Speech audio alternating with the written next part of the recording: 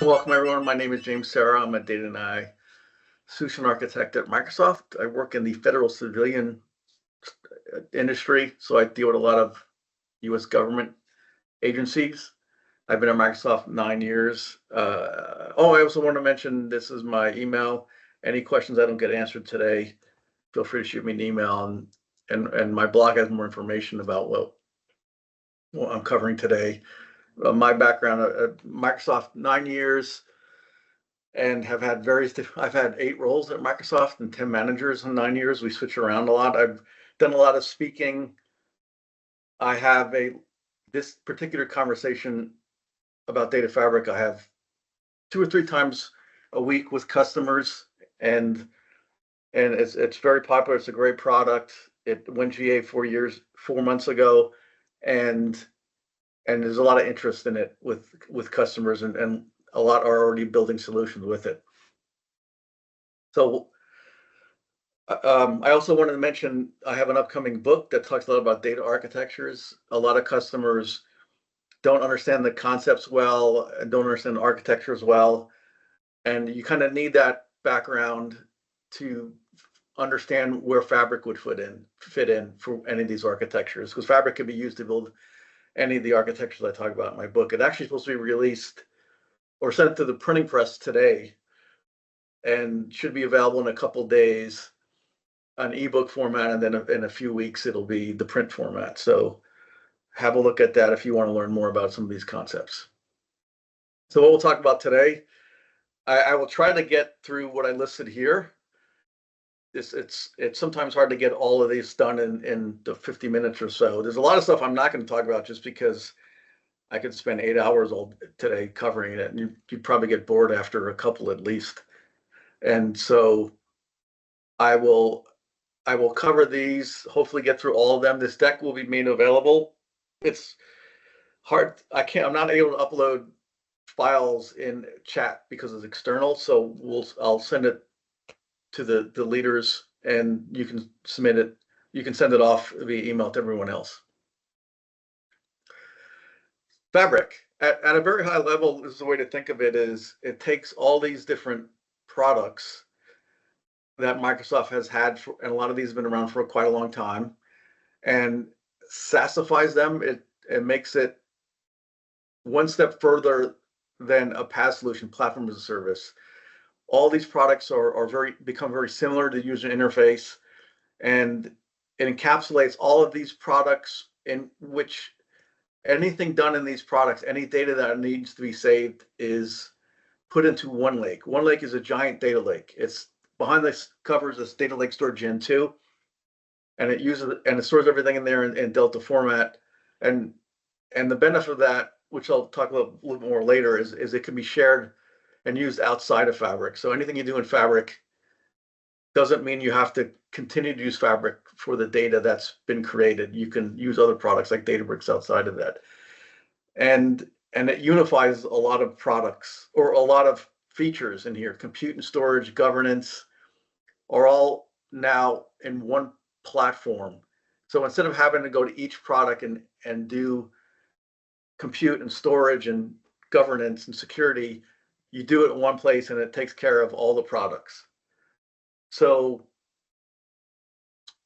you're also given this single experience for all these products. Instead of having to jump out into tabs for each of them with their own different workspaces, it's all unified there. So even other things like the format of the data that stores, it all use Delta Lake in there. The ability to do source control on that is all encapsulated in one spot. And so you just say, I want everything in source control, and it puts everything in there. No having to go to each product and do it. And because it's software as a service in there, it makes it a lot easier to get started. It makes it a lot easier to maintain and build solutions in here because they've taken away most of the knobs. So everything is auto optimized and integrated and scaled and whatnot. And so this makes it a lot easier to build a solution, not just for IT people, but for your citizens and developer on there. And there's always that trade-off. I was a DBA for many years. I like knobs, but almost everything works. all the use cases I've seen, with rare exceptions, work great without having to tune anything. For example, if you think about Synapse SQL database in Azure in there, it has auto indexing, so that's implemented in here. So the whole idea is to not have to go and set up a bunch of things, as indicated in this slide here. On the left-hand side, we have the typical process you go through if you're using Synapse to create a storage account. You have to enter all these fields and fill out a lot of stuff to get it to work. Within Fabric, you just put in the name of the lakehouse you want, and it automatically creates it. And you think about all these features are filled in by default, and just work out of the box, again, with rare exceptions. And if we look at, if you want to build a warehouse in Synapse, you'd have to go and create a workspace, fill out all these fields, and then create a dedicated pool on here, specifying the compute. All that goes away, and you just enter the Fabric workspace. Because behind the scenes, it's not using dedicated pools anymore. It's using Delta Lake and putting it in one lake in there. And all those knobs, you don't need anymore. Even the distribution keys, you have the hash and round robin, those all go away. It does it automatically based on your particular size of the data. This slide, I try to answer a lot of the common questions that I get with customers, and feel free along the way to put questions in the chat. I'll leave time at the end to answer them. I'll maybe even answer them as we go along. And then at the end, you can also raise your hand and ask questions if you want to come off mute. Think of Fabric as taking the Power BI workspace and adding Synapse to it, and taking those Synapse features and making them SaaS. Don't think of it as an evolution of Synapse, but more of an evolution of Power BI. Those Power BI workspaces will become Fabric workspaces, and the Power BI capacities will become Fabric capacities in there. Right now, they're separate. Eventually, they'll all be one. And if you want to use Fabric, if you're using Power BI now, all those features of Fabric are built in. It's just automatically, it's just turning it on, which I'll show. So you don't need to do anything different. You have Fabric, you have Power BI, you'll be able to quickly and easily start using Fabric. You'll create Fabric workspaces for those features that are in Fabric that are not in Power BI. The capacity within Fabric is like the Power BI capacity, with the addition of its capacity for all those other products that I'll talk about. That means you don't have to go, as I touched on before, and specify the compute for all the different products that you had to do within Synapse. For example, Synapse had a data warehouse unit, had Spark clusters, you had to specify the data factory, integration, runtime. All of them had features, properties in there that you would specify how much compute you want to use. This is, you set up one capacity and all these products use it. So it greatly simplifies things. If you're used to Synapse, we have that has serverless pools, dedicated pools, those go away. There is no idea of even pools within Microsoft. Everything is pulled from that Fabric capacity. And you can think of the best features of those are combined into one, and it's all serverless. Everything in Synapse is serverless, or Fabric is serverless. And there's no more relational storage. And this really opens up the ability to have a lot of high concurrency, because in Synapse, you had a dedicated storage and a dedicated pool, and they were one-to-one relationship. You couldn't have multiple compute all on one storage. Now you can. Everything is stored in one lake in Delta format.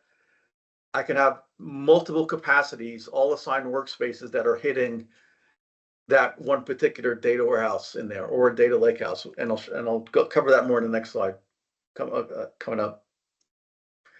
It's all about the data lakehouse concept in there. And at a very high level, data lakehouse means you don't have any relational storage. Traditionally, you had a data lake and relational storage, and you copy some or all the data from that data lake into the relational storage. That's gone. You still have the idea of a warehouse, but all the data is stored in Delta Lake. So it makes it much easier to move from one to the other. and also takes away the complexity of having to put stuff in relational storage and having additional skill sets of people in order to tune that. The end users who are on Fabric, it looks like they're in, it acts just like they are in Power BI. And if you're in Power BI, there's no subscriptions, there's no Azure portal that they're aware of. That's what makes it so much easier to use Fabric. There's no storage. It's all created for you and automatically put into the one lake. A big difference with Fabric is that if you think of Synapse, the person who's going to build stuff is given permission to buy stuff. I would find somebody who's in IT, who's going to be an engineer, and they would be given permission to go and choose Synapse because that's going to have a cost, and then they would go and build it. With this product, Fabric, everybody's given access to build stuff. They don't have to give individual permission. So there's this big separation between the person who's paying for it and the person who's using it, unlike Synapse, which was a handful of people in there. Now, this has its drawbacks, I would say, and I warn customers, you can suddenly have every person in your company have access to go and build a lake house and a warehouse and machine learning models and use pipelines and whatnot. So your bill can go up very high if you don't have proper governance on that, which is a separate topic. But be aware, with all this additional functionality, you have to control the amount of compute people are using, which I'll show you how to do that. And this becomes a solution that's for everyone. So instead of having IT building a solution using Synapse and then your citizen developer building something in Power BI, and if you wanted to take that departmental application solution they built and move it to enterprise-wide, you'd have to copy all that stuff over to Synapse, which is a pain. Now it's all within one platform, so you can move back and forth very easily. You only have to learn one set of skills, technology in there, and Fabric can be used for a small project all the way to a huge data warehouse or lake house or data science project. And having this platform for everything, it's divided into personas. So the idea is, if I want to use Fabric, I specify I'm a citizen, data citizen. It will limit what I can choose. Now, it doesn't do a lot yet. It's basically just the home screen where it'll specify what each person would use. But going forward, things will be customized. So if you're just a data citizen, you're not seeing all this other stuff and just getting confused. At the same time, if I'm a data engineer and I want to use just about everything, I have that ability to do that. And right now, everybody can do it. And so it's good. It's important to know that if you turn it on Fabric, it's an all or nothing experience. You have access to everything that Fabric offers, or nothing in there. Eventually, that'll be customize that, but for now, it's an all or nothing. The workspace and capacities is important to cover before I jump into demo. Here's an example. If you're retail company A, you could set up one or multiple capacities. Each capacity could have one or more workspaces. So this makes things a lot easier to track costs, to limit noisy neighbors by saying, well, I'm going to have a marketing capacity. I'm going to make that a really high tier because they really need to do important stuff fast. And I will assign workspaces and people to those workspaces for marketing. At the other end, I may have finance where they don't need a high tier. They're doing stuff, but it's okay if it takes longer to run. And then you assign a capacity for finance, lower tier, and assign the workspaces for that. And the way you do that is you go to the Fabric capacity. This will actually jump to the Azure portal. So it's the only time you will notice you're in the Azure portal, and this is only for admins. And they will select a capacity and the tier. And the tier is you pay this if you're using it or not. So it's important to understand you're getting dedicated resources. Now you can pause it and save money that way. You can also scale up and down. All of this is manual, and eventually it'll be auto scale and auto pause. But for now, you have to go in there or create a script to do it, because the APIs are available to create to use for scripting this out. And the tiering is automatic. It's sort of an artificial limit in there, so it happens instantaneously. And so you really need to think through how you want to lay out these capacities on here. And all you're going to be paying for is capacity and storage. Storage is relatively very inexpensive. And there's also reserved pricing, so you can save money if you pre-purchase.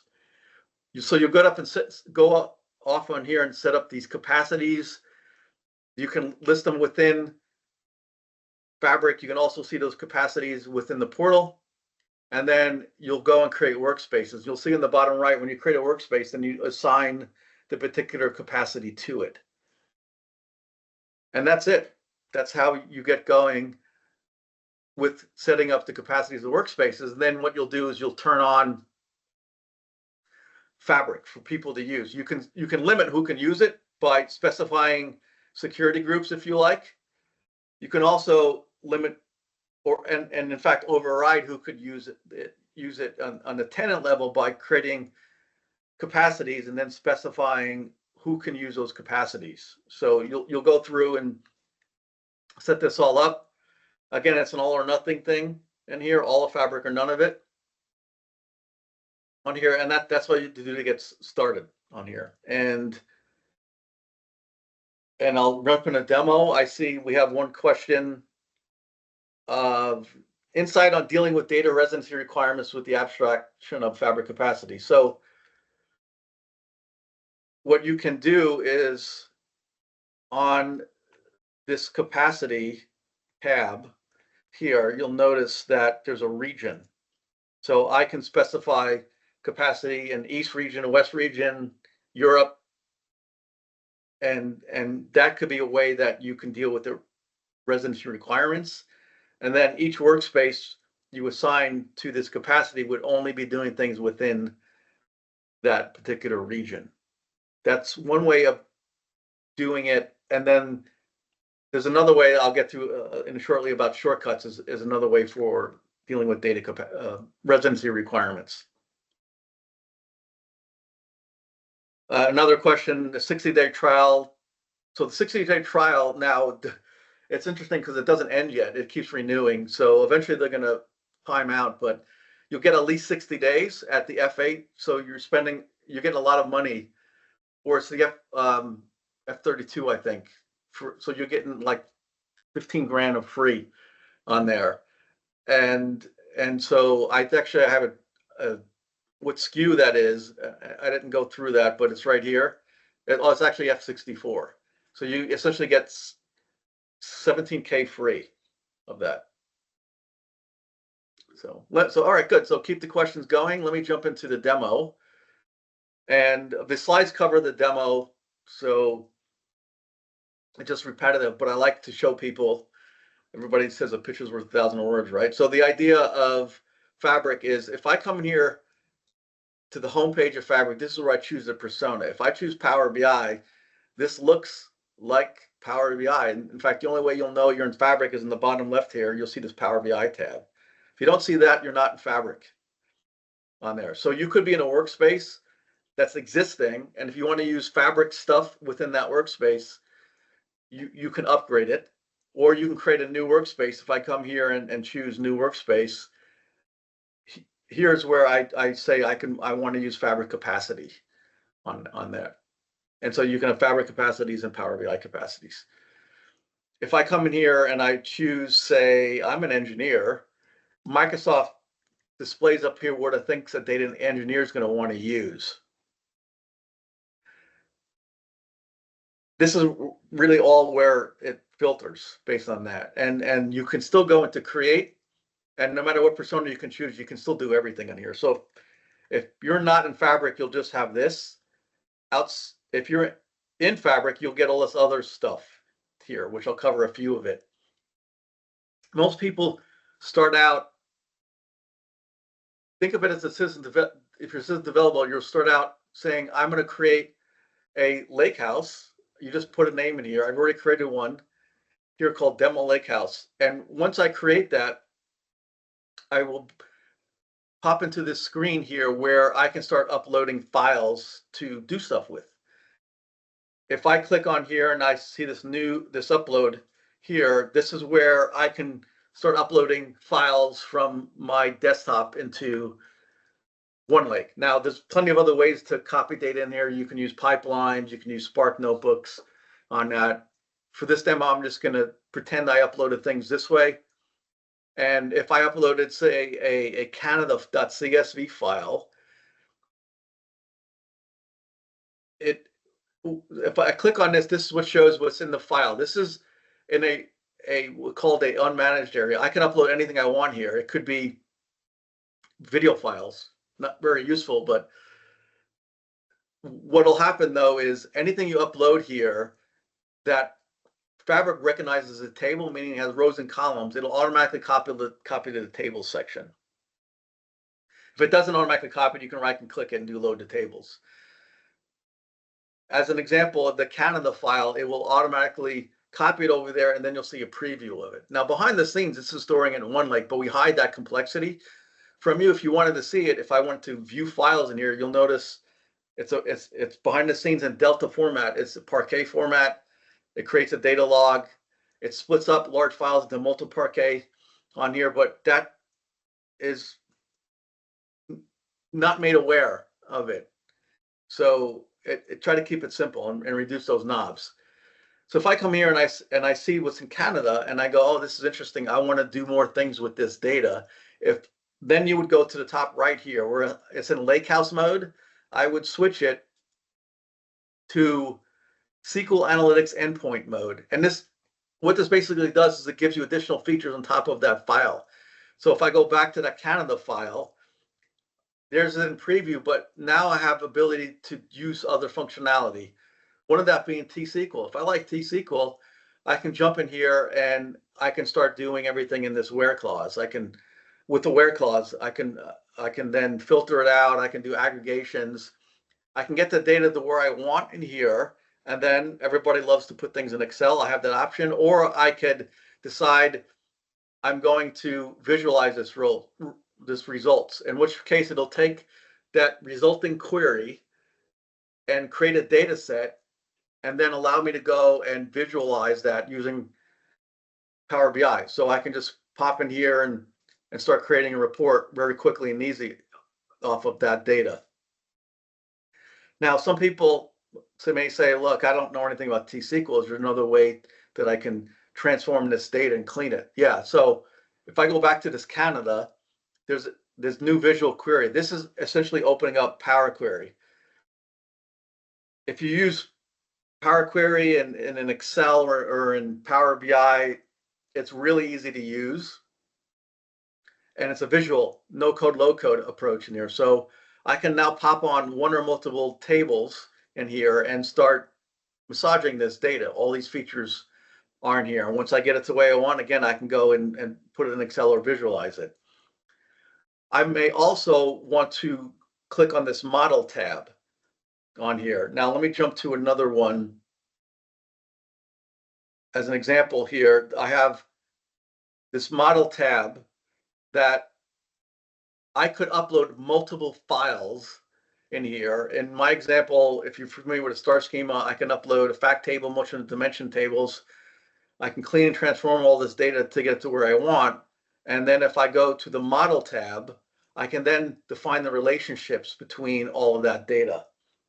And then here's where I would define those relationships in here. So if you remember with Power BI, this functionality was only in Power BI Desktop. It's now in Fabric, so I don't have to use desktop. Now, it doesn't have everything desktop has, so you still may want to use that in certain cases, but I can get a lot done without jumping out to Power BI Desktop. So I model all this data, and then there's another feature that's really cool too. But the idea is, that I'll show in a second, but the idea is upload all these files, define the relationships. This will be saved as a data set, and then anybody else can go and use that data set, and their life is made easier because the data's already been cleaned for them, and it's been relationships have been created so they don't have to understand how all this fits together. It's all that work's already been done for them. Now, there's another cool, really, really cool feature that, let me jump back to the demo lake house on here. You may have noticed that I have these little paper clip looking icons on here. This is shortcuts. The way shortcuts work is I can come in here and say, I want to create a shortcut to data that could be sitting in another fabric that somebody created in one lake. I could be stuff in Amazon or Google or Dataverse or another data lake that somebody could have created many months or years ago.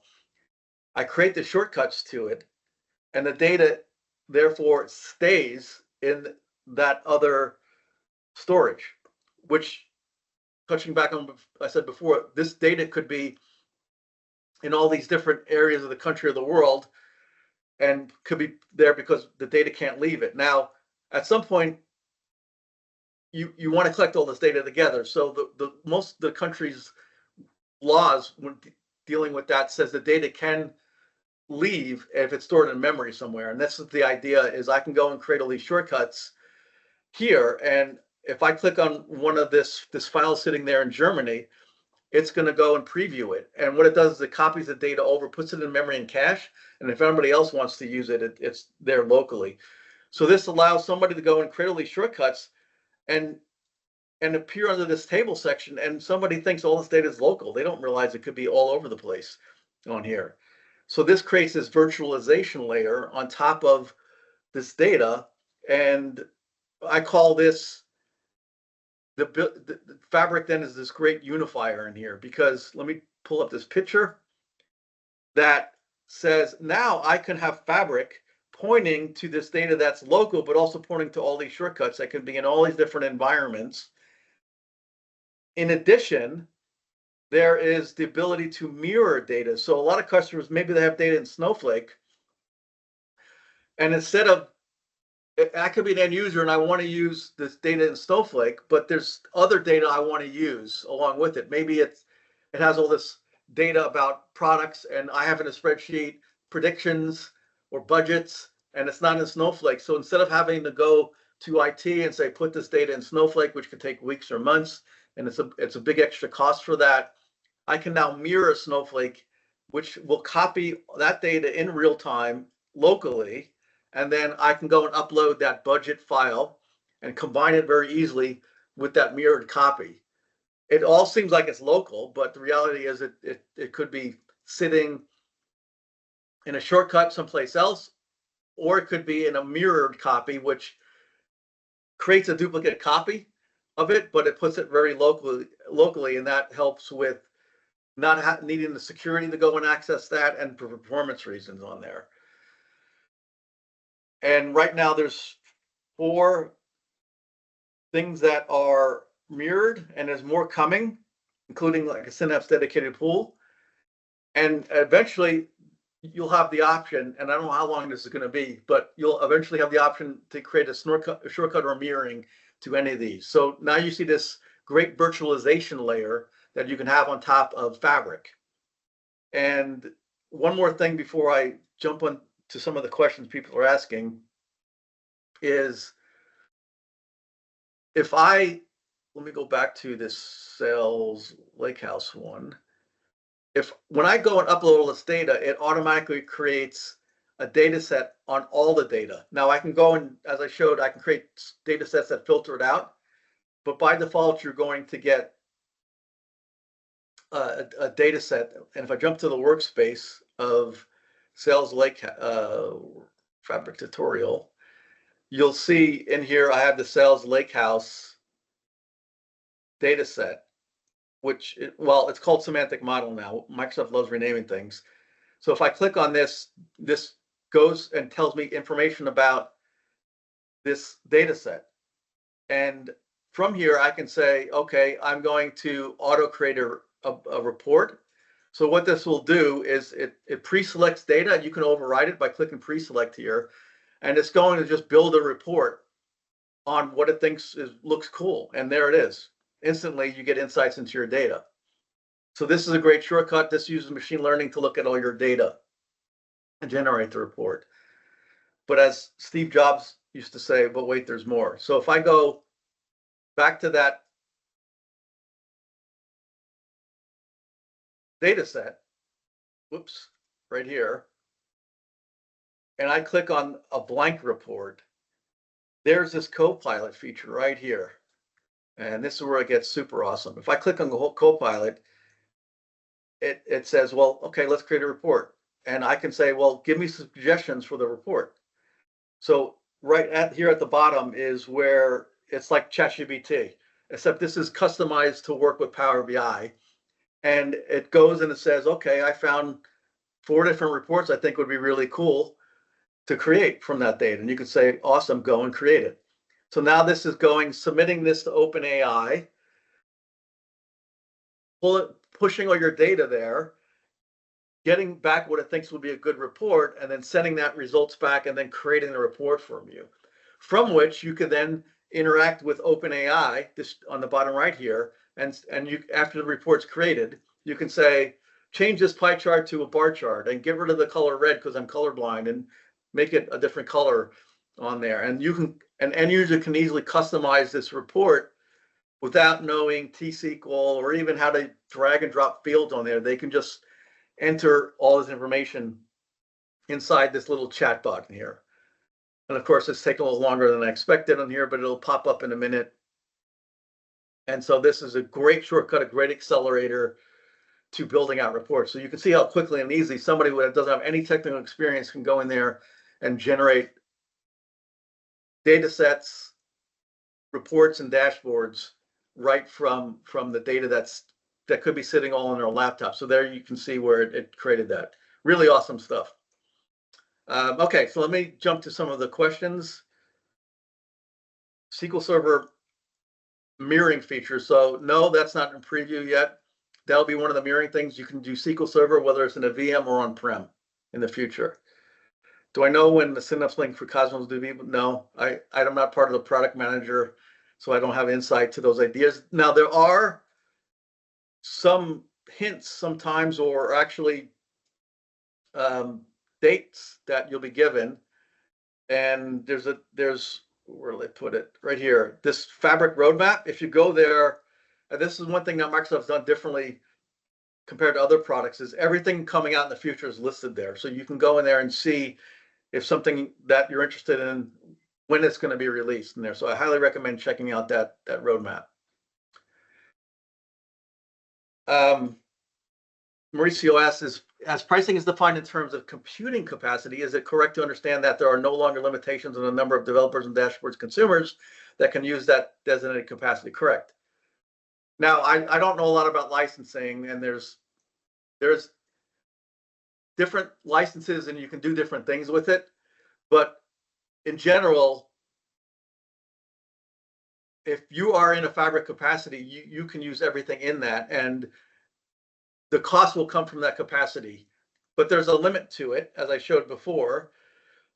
And so to touch on that, if I have F8, it's 8 capacity units. Now, that's an artificial ceiling on here. However, you can go above that because they have things called smoothing and bursting that allows somebody temporarily to go above that 8 capacity units on there. So imagine if I have a very powerful query, I'm the only one using it, I may go up to 32 or 64 capacity units for say 30 minutes before it pushes me down. And so this is all built in, no knobs to turn. It also prevents noisy neighbors in there. And if you reach the limits there, then you'll get throttled, or you'll get an error message saying you can't submit another query because you've reached your limit. So of which you can instantly scale up if you want, but this is where you got to think through it. If you have 2 people, say, are on there and they're taking over everything, you could pull them out of that capacity, create another capacity just for them. Maybe it's 2 data scientists, and they're going crazy, and you say, you're messing up all these other people who are under that capacity. I'm going to pull you two out, give you your own capacity, and you can have at it. So this is the great flexibility you have with that. Let's see. Mauricio also asks, if I create a fabric capacity with my organization 10, am I in compliance with my organization security features and measures, or am I on your own? Well, you're on your own. Now, there are things you can do.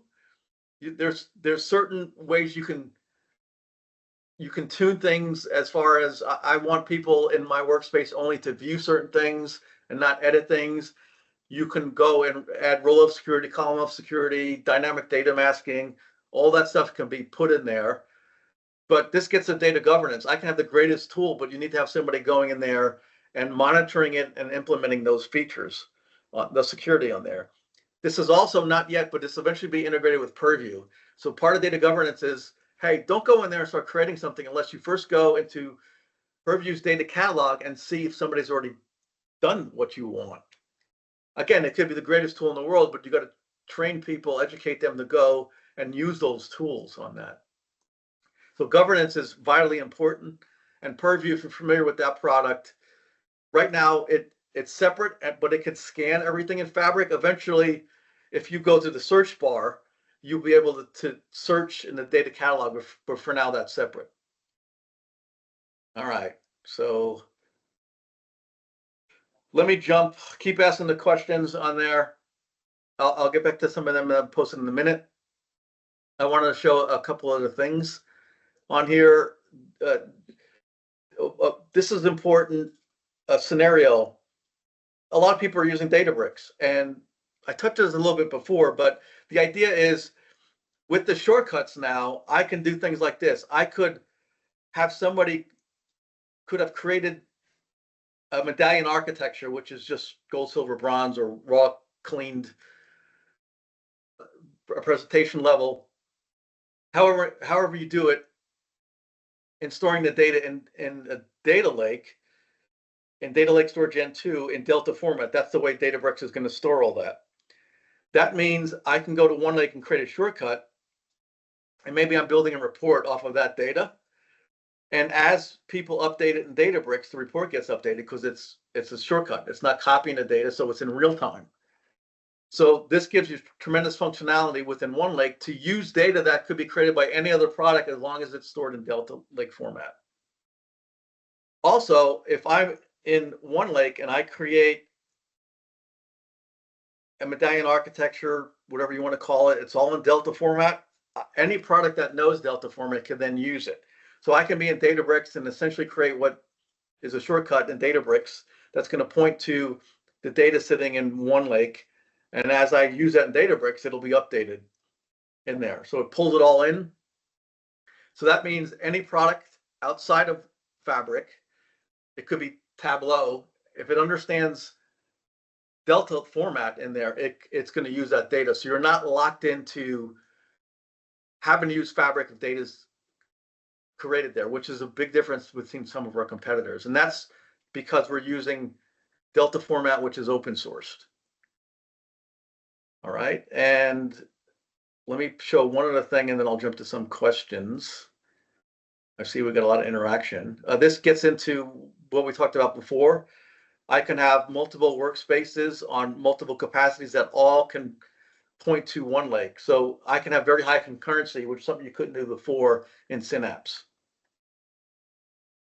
Here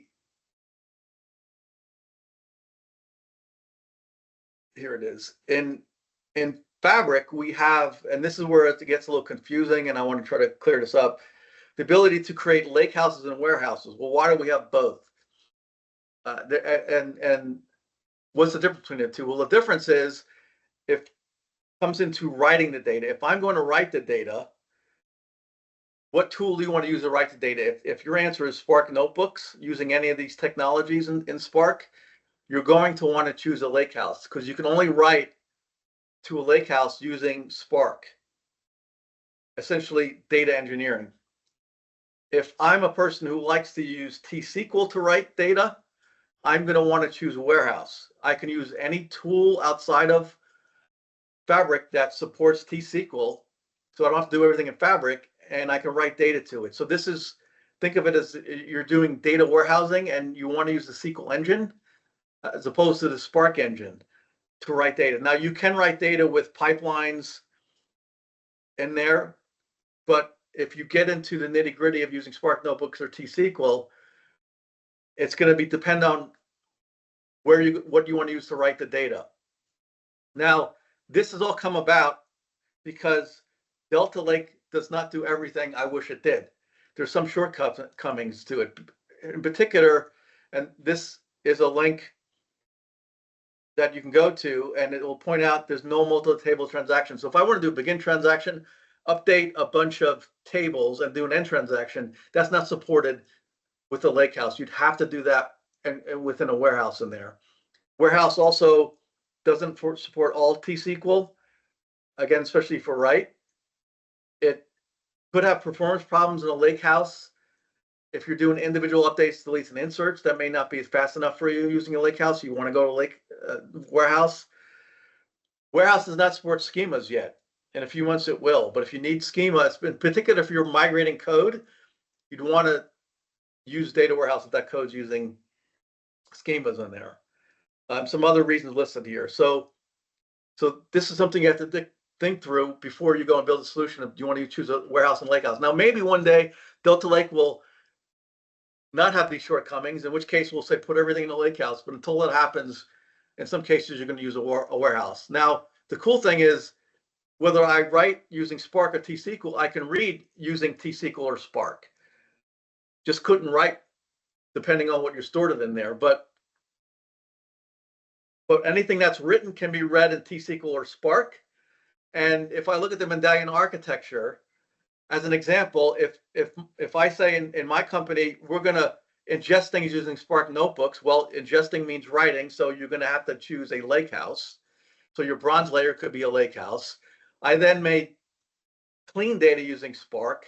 Cleaning is writing it, so that means that silver layer, clean layer, would have to be in Delta format.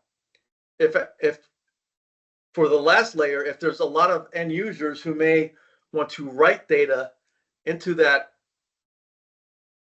gold layer using T-SQL, then you'd want to copy that data into a warehouse and not a Lakehouse. Now, I could choose all these to be Lakehouse. I can choose all these being a warehouse. Just be aware of what you're going to use to write.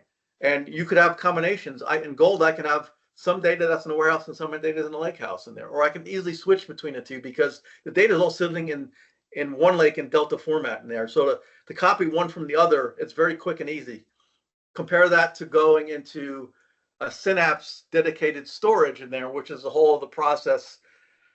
That is made much easier by having everything within the fabric. All right, let me take a couple questions. Could we expose Databricks Gold layer to one lake via shortcuts and use one lake as semantic layer for business? Yeah, that's exactly what I was showing on there. That's the whole idea. Now, eventually, you may be able to write into Databricks, but that's not there yet. But that may be something you'll see on the roadmap. Because we want the collaboration, because so many customers are using Databricks and Fabric to be even better, and so writing may be supported in the future. Is OneLake compatible for data reads and writes with Databricks Unity Catalog? It is not. You can scan the Unity Catalog in Purview to see what's in there, but you can't use the Unity Catalog in the capacity you're asking on that. Another question. Stephanie, for Power BI Object, developers still need a pro license in addition to capacity costs. Oh, I think she's answering this. Okay, thanks on that. So somebody knows more about licensing than me. Thank you. All the time I wonder about the performance of Fabric. What happens with old indexes and partition statistics? Are they disappear? And you must be like a DBA like I was in there. Was my first question in there. There still exists. It's still creating statistics. It's still doing indexes and partitions. It's automated. Data and reminds me of 10, 15 years ago when people were like, well, maybe we won't need DBAs anymore because all that stuff is automated. You still need DBAs. There's still crazy queries that people are going to write, and you still need somebody monitoring this, and a DBA available for when things are slow so they can look at it. They could look at the query plan. They can right now put indexes on if they want, in addition to what it does automate. So you can only go so far at making it work out of the box, especially for really large data sets, tens of terabytes in there. They may have problems in there. You may want to go in there and manually tune some knobs on that. But in my experience, about 90% of the workloads work great without having to get a DBA involved. All right. And to that, it's a good segue into one other topic I want to touch on, which is the concept called direct lake. For those familiar with Power BI, you get two ways of accessing data. I have direct query, which pushes down the query. So if I'm in a Power BI report, I click go. It pushes the queries that make up the report down to the source. It could be SQL database somewhere. That's great for real time because it comes back with the latest data on there, but it could be slow because it's got to push this down, and it's then worried about the performance on that destination, that source on that. Now, a way around that performance problem is to import the data. So this is millisecond response time when you're creating dashboards if you import it. But now I have to keep that data updated manually. I have to, or scheduled. I go in there and I create a refresh. So it's fast, but it's delayed. Maybe it's an hour, but it's still a delay. Direct Lake combines the best of both. So it on the fly does an import. That's what one way to think about it, or on-demand import. Because the data sitting in Delta format is very much like the tabular model that exists in behind the scenes within a Power BI, it could take that large file and load it in there, and then be able to query that. So there'll be some upfront slower delay, but it's usually milliseconds because there's not much that needs to be done to that file as it gets imported in there. So that means you don't have to schedule imports anymore. That means you don't have to import all the data. It'll import on the fly just what it needs. And this works automatically. Anything you store within Delta format in one lake in there will automatically use direct lake. Now, if the file's too large, it will default back to direct query. But for the most part, it's going to work with the majority of workloads. You can also, listed here at the bottom, do a thing called vOrder, where I can add extra compression on that data to make it even faster. Now, that compression doesn't mean it won't work blow things up outside of Fabric. So if I'm using Databricks on something that's been compressed in vOrder, it'll still use it. I just won't use the compression methodology to make it faster in there, but it won't blow up things, which is a common question I get. All right, let's jump some questions. Will roll-up security in direct lake mode be supported without fallback to data quality in the future? Yeah, that's and going to be in the future. And I also want to point out a thing called One Security that you'll see in the roadmap. Right now, if I go and want to use roll-up accountable security in there, I'd have to go into the environment that I want to use it in. For example, I'd have to go into what I showed before. Let me pull it up. If I go back to my lake house on here and I come up to this SQL Analytics endpoint, I would use T-SQL in here to create a level of security. And anybody using this environment here, the SQL Analytics endpoint, would get role of security. However, if there's ways around that, I could just go right to the data in a notebook, and it's going to bypass a role of security. Or I can go and use KQ, real-time streaming in here, and I'd have to define role of security in there. So it's a pain to have to define that in all these different environments. What's coming up soon is I can define role common security dynamic data masking on the data itself, and it's attached to the data. So no matter what technology I use to pull that data, it's going to go through that. That's called One Security. If I'm using Databricks outside of that, as long as it's using Azure Active Directory or what's now called Entra ID, it'll pass the username into that role of security, as an example, and filter it out and pass it back in there. So that's going to be a tremendous savings of time in there. All right. Other questions. A segment of our company is starting to use Oracle. How easy would it be for us to copy data over from Oracle to the data lake warehouse? Soon, I can't say soon, but eventually you can use the mirroring component on that. And there's always trade-offs to everything I talk about here, these cool features in here. So if I go back to the unifier in here, Oracle is going to come down here and eventually, and it automates the process of real-time streaming on here. You change it, capture and whatnot in there. So that's a great way to go. But the trade-off is that all the data is copied in there. Now, I should clarify that. You can go in there and specify certain tables only get copied over, but now you got to manage that. And somebody wants something that's not in there, you got to change it on there. Now, outside of that, eventually there'll be a shortcut. Eventually, it could be a long time, but maybe it'll be a shortcut to Oracle. I don't know if that's ever going to happen, but some other things will have shortcuts to it. Without that, then you would copy the data a number of different ways into one lake, and that's listed here. I can use pipelines, data flow, Gen 2, all these options to get data on here.